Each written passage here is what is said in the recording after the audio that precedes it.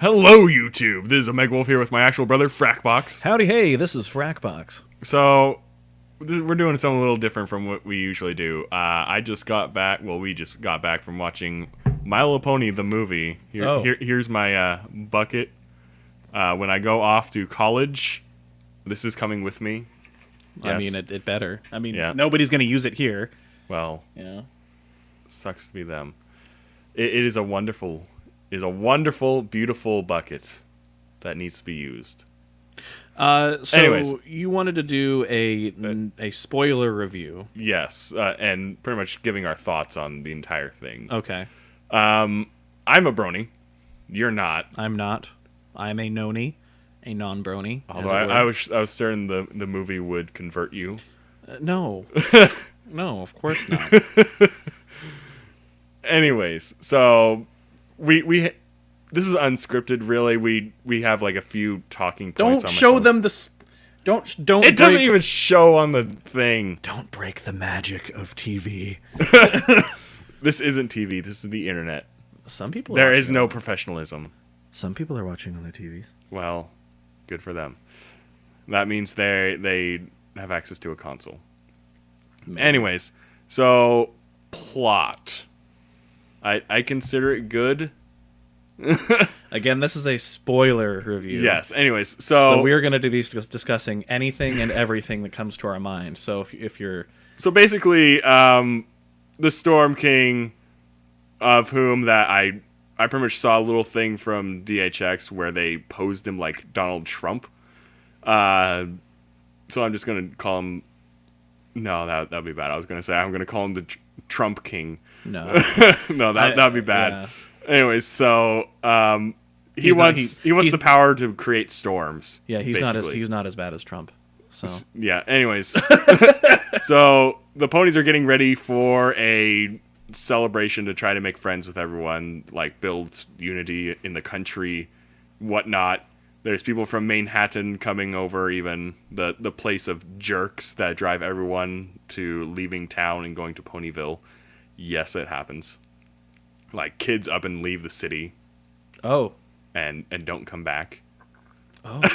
That's what happens with Weird Al's character. Spoilers for that one. I did notice that he was in the movie, like briefly. He didn't have any speaking roles, I don't think. No, he didn't. But he was. I mean, I've seen enough of the show to know that he has a character. Yes, he has a character in every show. Basically. I guess. Like any animated cartoon, he probably has a character, or has a character that looks like him. Well, if somebody invites him to go do something, he'll do it. Actually, I know a guy that is friends with Weird Al. Oh, really? Oh. Yes, I'll tell you his name later. Anyways, Okay. So Commander Tempest comes in. So just a second. So, is there lots of promotional stuff that showed the main bad guy? They showed Commander Tempest more than the King, which is accurate to what happens in the movie. He really wasn't in the movie for very He long. wasn't really that big of a bad. I guess it's sort of like Star Wars, how like the Emperor doesn't really show up until the very end, practically. I guess it's kind of like that. But he didn't really. I mean, he wasn't that impressive. No, he seemed more like a child playing with a toy. Well, when he gets his power. Anyways, so Commander Tempest shows up, crystallizes the three princesses again, rendering them again useless. Again. Anyways, that's for you, Firebrand. Seriously, he rants on about how the three princesses are useless in a debt crisis situation, and how the military for the ponies is useless. Yeah, where was the military? The Wonderbolts, they were imprisoned as well. The Wonderbolts. They were chained up in the chain gang as well. Who were the one? Sorry, like I'm not a brony. The people in those costumes that were flying with Rainbow Dash, clearing away the skies. Oh, okay. Yeah. Basically, the military was captured as well. Chalk went up for the pony guards who were meant to protect the princesses. Why even have a military then? If like, why? I mean, it doesn't make any sense. Because I mean, okay, so they were all mundane, right? Yeah. So they were just a bunch of like giant, like baboons. I would commit to baboons. They're more like baboons. I mean, they're relatively mundane. They're just really big and strong. So, Yeah. you know, the only one with any magical ability was that Tempest. one was the pony with the horn or the broken horn. Yeah. And then like the big bad who was also mundane and seeking towards magical power. So, I mean, the army should have been able to like do something. Yeah. Plus, they had like hundreds of ponies there. Yeah. Unicorns have levitation spells, so they could just like pick up one of these things and throw them across the entire courtyard. Mm-hmm. Pegasi can fly, so like ram into them. Oh, and unicorns could probably just spear the baboons, or the storm guards as they're called. Anyways, Earth ponies are supposed to be strong, so beat the tar out of them. Yeah. I mean, 4 Earth ponies can move a train with train cars. Interesting. So, like, for extended periods of time. So, yeah. Anyways, so pretty much Tempest crystallizes the 3 royal princesses. Incapacitates, more or less. And she tries to go for Twilight. Derpy shows up. Derpy shows up with... It's not an animation error this time. She had a party hat that looked like an alligator horn. And Twilight is about to get crystallized. Oh, so that was actually Derpy? Yes. I thought that was Rainbow Dash, and I was really confused when Rainbow Dash showed up later. Because, like, basically when whatever the Pegasus was that flew in and, like, saved Twilight, you couldn't tell what the color palette was. Yeah. So I just assumed that it was Rainbow Dash, because Rainbow Dash is the best pony. Like, a Brony would understand because it's like, oh, hey, that's Derpy. She has a hat on. That looks like an alligator horn. And then the thing that got crystallized after Derpy swooped in and pushed Twilight out of the way of the crystallizing orb, basically the crystal had the same hat. So any Brony that knew about this Pegasus would know, oh my goodness, they killed Derpy. Not really killed, she came back, don't worry. After that, a whole bunch of chasing, they fall down a waterfall, they're like, we just got our cupcakes handed to us. So they escaped, basically. Yeah. They escaped, and they went on a mystical, magical journey to try and find what they thought was the queen of the hippos. Which I would have rather it been, frankly. I would have rather it been the queen of the hippos. Because instead we got kind of... I mean... Basically, we got sea ponies, which came from hippogriffs through a magical pearl. Okay, so to be very frank... as far as the plot, I felt as though the whole underwater thing was really just not needed. Especially since they had to go into a lot of exposition to explain why. Well, that's what My Little Pony is about. Huge exposition dumps and then getting on with it. Right. And so they got that out of the way. Yeah. I think they had 2 exposition dumps. And then moved on. Yeah. Let's see. There were parrots that were pirates that were turned delivery men. Oh, I never caught that. I thought they were just birds. I didn't realize they were parrots. Parrot pirates. Okay. Yeah. I just thought they were bird pirates. Which, yeah. I mean, is, you know, I do a lot of like D&D, which just kind of makes sense. But it's really weird because there was a town right before that where there were birds being captured by lizard and fish people and being sold. Yeah.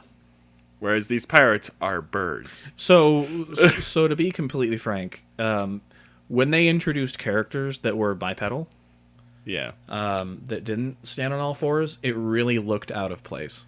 Well, the thing is, there's also cats. There are actual quadrupedal cats in that universe. Like that are people. Like no, that have sentience, basically. No, they're literal cats. Oh, literal cats. Okay. Like literal cats that are pets. That are house cats. Yes. Okay. I thought you were talking about like actual cat people that are like. Because I don't know why they made that one guy a cat. Because he felt rather out of place because he wasn't walking on all fours. And all the other characters. I mean, because like when I see My Little Pony, I don't actually remember that character's name. Capper, probably something like that. I remember because he was like kind of out of place. He didn't really strike much of a chord with me. I knew from the very beginning that he was going to try to like sell them or something. And I was completely right. Like I was just waiting for that moment where he like just looks at the camera and goes, "I'm a bad guy," and then moves on. And that kind of happened. Yeah. Although, just like because Rarity did something nice for him, he tried to lead Tempest away from the main six. And you know why? You know why he joined them? The power of friendship. Well, don't break the microphone. It's my microphones. I can do what I want. But yeah, of course, Rainbow Dash, being kind of short-sighted, sets off a sonic rain boom as they're heading towards the land of the hippogriffs. Silver Quill, you're welcome from Hasbro. Basically, your species is now part of the My Little Pony canon. Hooray! But they're all mermaids. Well, they become hippogriffs again at the end of the movie, thanks to a magical pearl. So what I don't understand is how recently did they change themselves into mer creatures? Basically, when the Storm King came calling. So like a week ago. Probably. Well, Luna and Celestia didn't know that they changed themselves into sea ponies. Right. They didn't actually know that. Oh, but like you don't. So that news couldn't have reached them in time. True. But the city looked very abandoned for a long time. And they kind of gave the impression that this is something that happened a long time ago. Based off of the way they were kind of talking about it, that's what I kind of assumed. Well, it's still the first generation. Because the queen that was there, that they were looking for, was still in power. So it couldn't have been that long ago. Oh, okay. Yeah, there's timey-wimey, wibbly-wobbly stuff. Anyways. Basically, you know how Shadow was the long-range edgelord of the Sonic fandom? And now Infinite is? Yeah. Tempest is now the Brony fandom's edgelord. I have such a... yeah, because it was kind of... it was almost... I don't want to say cliche, but it felt very, like, forced. I mean, because they didn't really have a whole lot of time to develop... They had like an hour, 20 minutes to tell you. They didn't have the time to develop the character. It made sense. Yeah. But it's... Basically, her friends abandoned her when she could no longer produce magic and made things blow up. It kind of felt like something that should have been like... But I don't know, maybe like a 2-parter or something. Yeah. I mean, because the story there was a lot of stuff they wanted to fit in there. It worked, but it was you know. But just like, Tempest is now the Brony fandom's edgelord. Yeah, very much so. I have a dark and brooding past. But she broke her horn from an Ursa Minor. An Ursa Minor walked up to her and batted her face. A magical bear, basically? Yes. Okay. I mean, I was wondering I was like, this is a magical bear. I was like, what? They're apparently magical bears. It's an Ursa Minor. Okay. Basically, it's a constellation come to life. An Ursa Major is way bigger.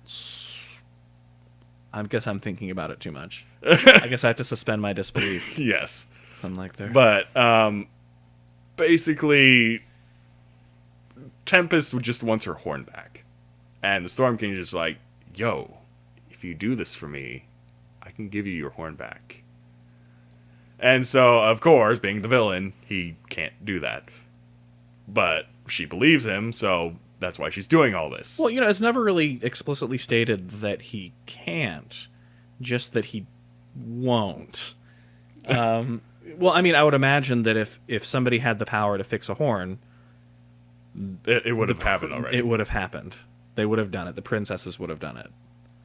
Given that it was their magical power and whatnot. And if I'm guessing, the horn is probably still in the bear's cave.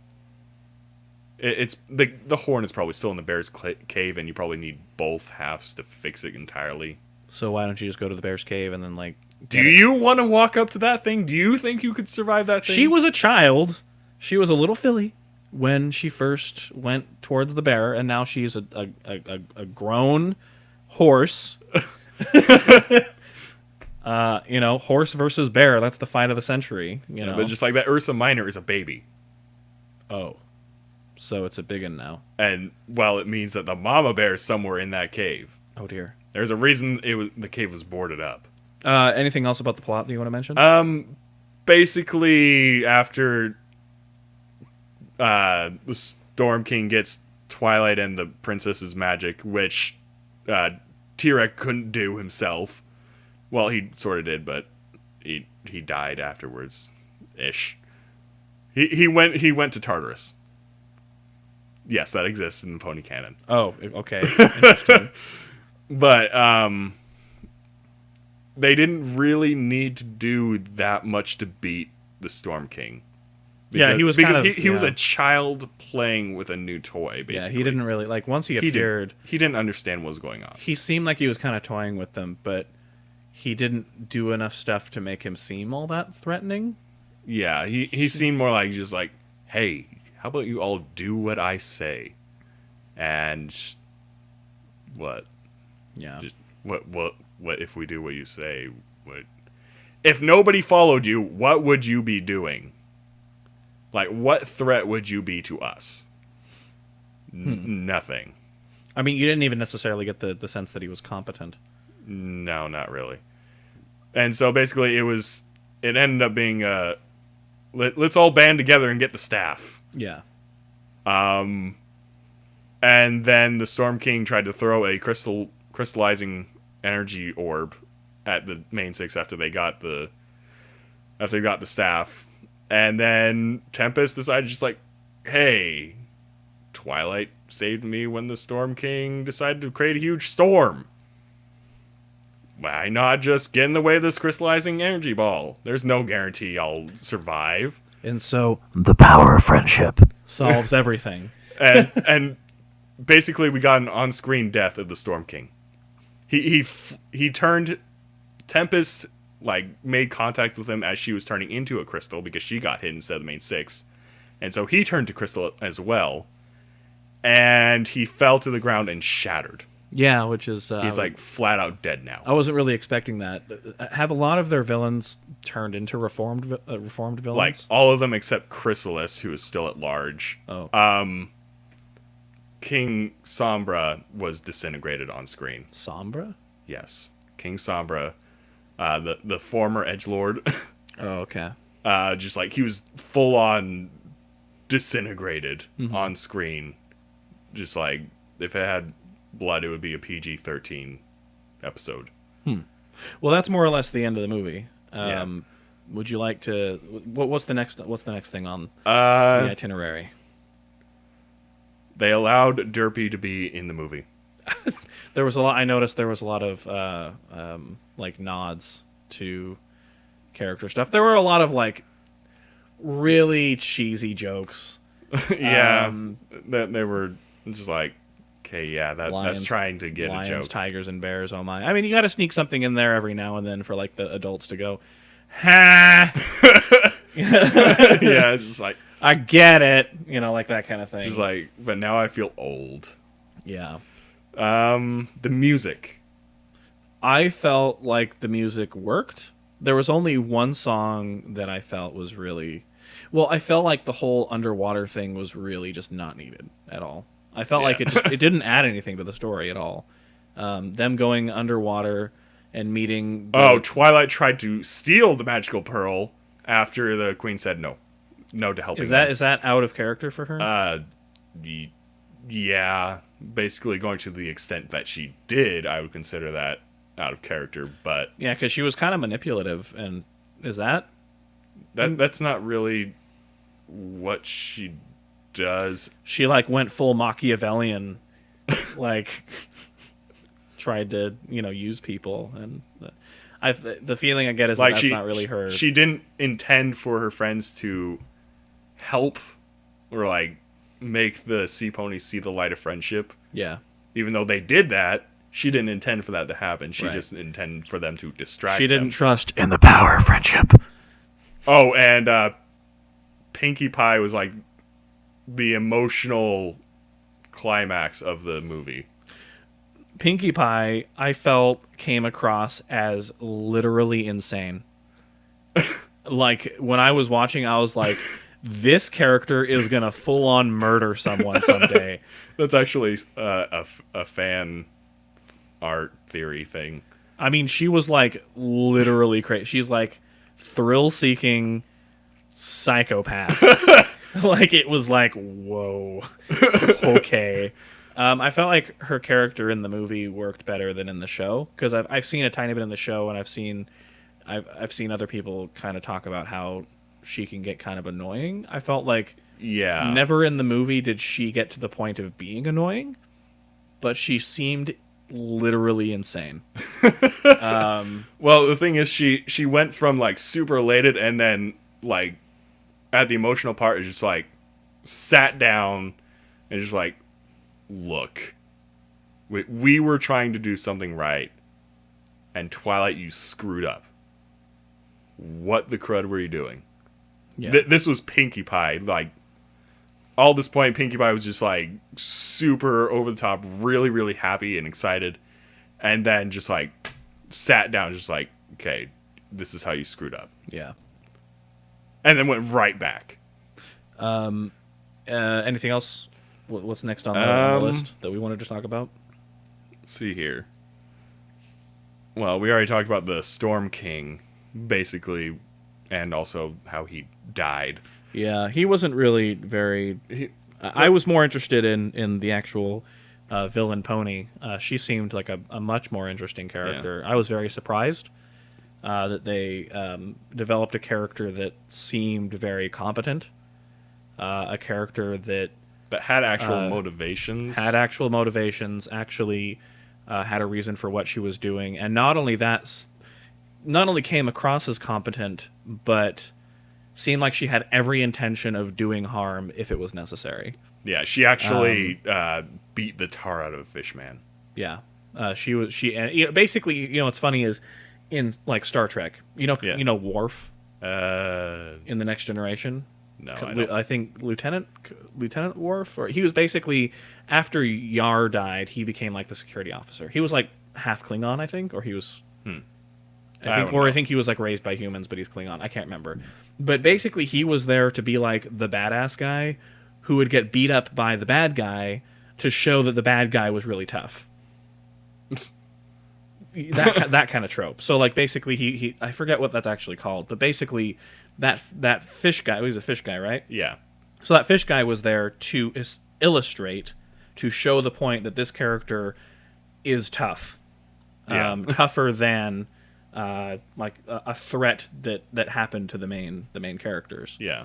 But no, I actually really liked that character. I felt it was very reminiscent of like a more competent Darth Vader. Frankly, like a more interesting and competent Darth Vader, and frankly more mysterious. I mean, up until they kind of quickly explained why she was doing things, but I felt as though she was very, very similar to, like, I don't want to like liken her to Darth Vader because that seems kind of cheap. She came off as a much more interesting character than I would have thought. I was actually very impressed with their creation of that character. Yeah. Just from a story perspective. Oh, right. Starlight Glimmer. Twilight's current pupil who graduated. Who's that? The other purple pony that hangs around with Twilight in the current generation, or the current season. You're going to have to be more specific. Let's see here. But basically, she appeared like in one moment at the beginning with Trixie, and she wasn't seen for the rest of the movie. And she can go toe-to-toe with alicorns. Mm-hmm. Why wasn't she helping? The alicorns are the unicorns that have wings, right? Yes. Okay. All right. Starlight. No. Starlight Glimmer. Okay. I might need a... No, that images. That's the human version. There we go. That character wasn't in the movie. She was very quick on when Trixie was setting off the fireworks. I don't remember seeing that character at all. But she was right there.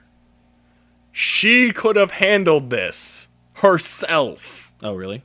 Yes. She she like brainwashed an entire village, and then was basically went toe to toe with Twilight, traveling through time, using her own power to fly, and she did nothing. Oh, I'm completely She lost. was right there in the movie.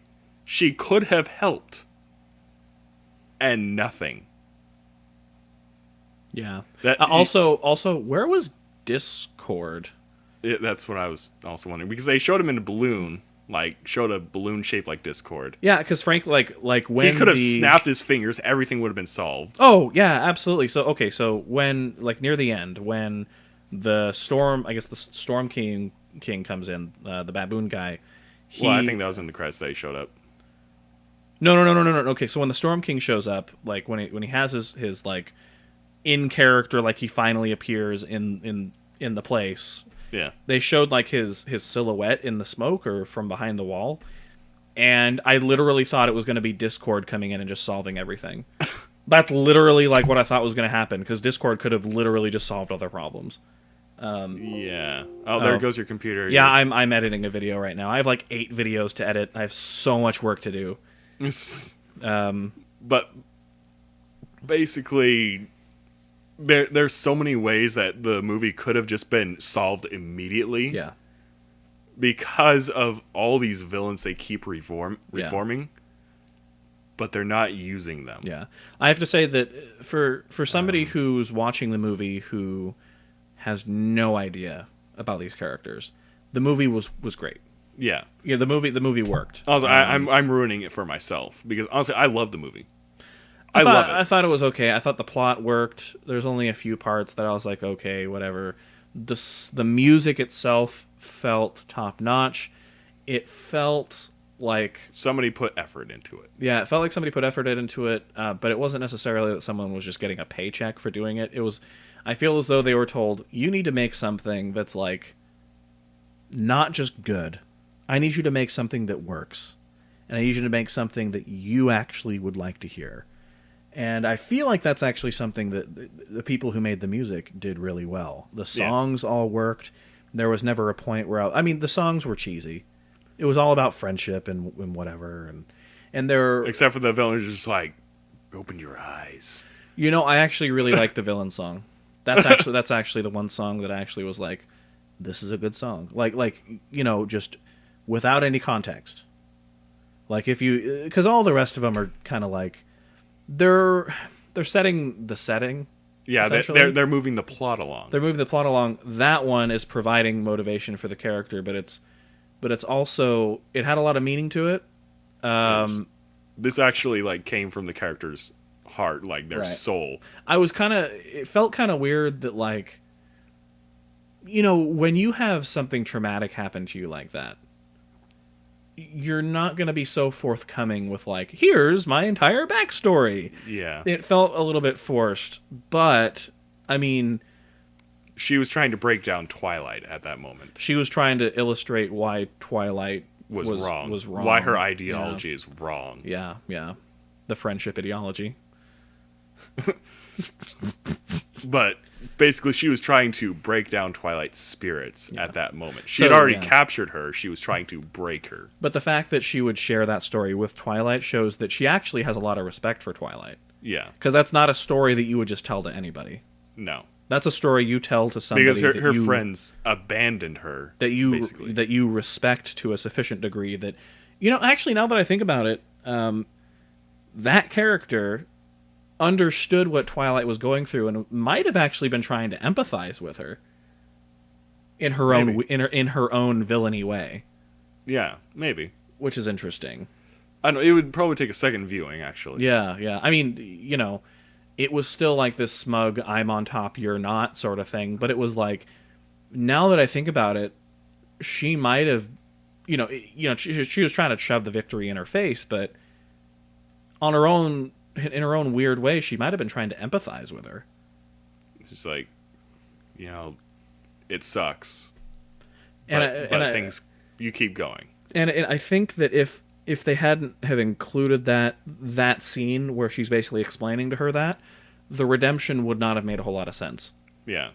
I think because she opened herself up to Twilight. Yeah. At that moment, whether she realized it or not. But I mean, it also kind of shows that she had enough respect for Twilight to do that, and therefore, if anybody was going to be able to change her, it would have been Twilight Sparkle. Yeah. So that was a weird sentence. So as a non-brony. I would say so. This is probably going to go on for. It's forever, but it's fine. We could, if you want to you actually have people who watch your videos, on your channel. So. But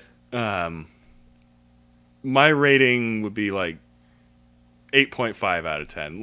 There was some weird things with the ponies themselves and the environment that just it seemed a little jarring at first, and then just you'll start to let go a little bit, and it stops getting jarring. You know what my biggest criticism is? The eyes on the characters were too big, and there was too much reflection and detail in them. Yeah, there was sparkles in the irises. Yeah, that was too much. That was a little distracting. It was very distracting. The eyes. I realized they wanted to go for and big eyes is innocence, that kind of thing. But Tempest didn't have any sparkles. Right. Oh, I didn't catch that. She had no sparkles in her eye. Huh. They were just serious.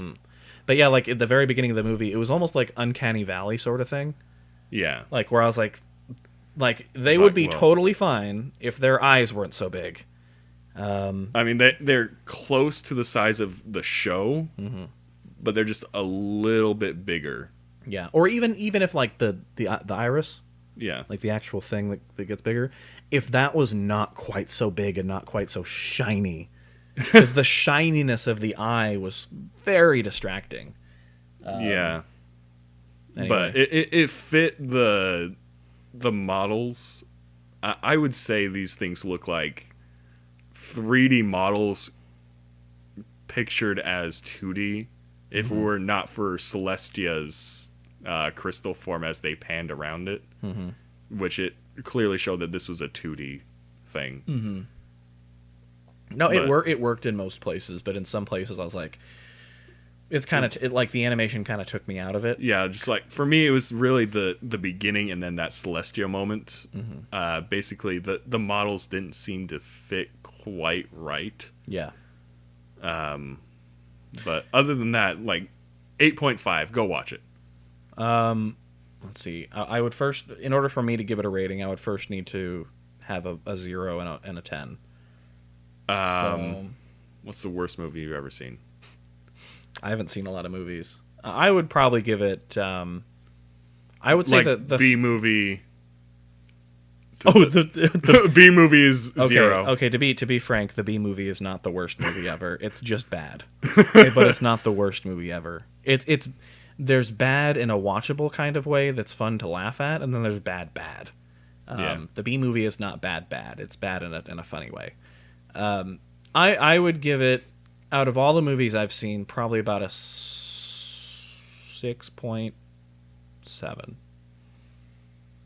And that's coming from a brony, non-brony. 6.7, where on that scale, a watchable movie would be about over the threshold of 4.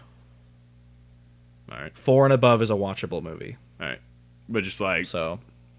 Honestly, this thing is ruining a little bit for me, but would you watch it again? On your own or with people? If somebody was watching it and it was just kind of on, I wouldn't tell people to turn it off. But I wouldn't go seek it out or anything. I don't really watch movies very much anymore, so honestly, the only My Little Pony DVD that I've ever gotten was the movie night thing for the Equestria Girls thing. I don't really mind those movies. I like them. But I will go and buy this movie when it comes out on DVD and Blu-ray. I will go and buy this movie. Yeah. Because this is a spectacle, as it were, from the show. But I'd say that if you're looking for something to put in front of your kids, this movie's totally great. Yeah. This movie is great to putting in front of your kids. Got a bunch of music, got a bunch of really top-notch music that's frankly better than the new Beauty of the Beast, the live action one. Frankly, I think the music in this movie, the My Little Pony movie, was better. Yeah. than that. Frankly, I actually. And like it doesn't treat your kids as dumb. No, they're actually it yeah. respects the viewer. The songs felt like there was a lot of work put into them, a lot of thought put into them, and It's not quite Avatar, but it respects the viewer. Yeah, I'd say like for kids, definitely. Like it's like out of kid. If you were to rank it as a kids movie, it'd be like 8, like 8 out of 10 as a kids movie. For a movie for adults, I'd have to say like the ranking I gave before. What was it, 6.7? Yeah, I stand by that. Mine's 8.5. Yeah. So, all right, I think we've beaten this. I hesitate to say dead horse.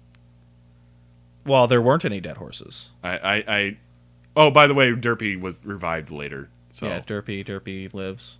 yeah. So Anything else? Was there anything else on your list? that was basically it. We covered everything. Did we? So I guess we've beaten this Dead dead baboon. baboon. That's where I was going. Yeah. But all right. Anyway, this is Frakbox. This is Omegawolf, and you all stay safe.